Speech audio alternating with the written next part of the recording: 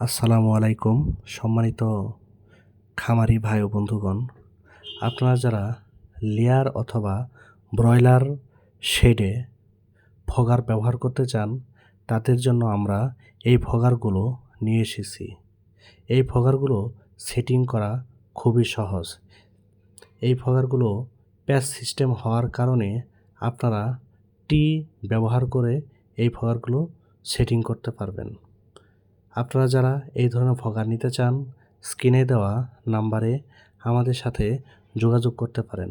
আমরা সারা বাংলাদেশে কুরিয়ার সার্ভিসের মাধ্যমে মাল পৌঁছাই দেই।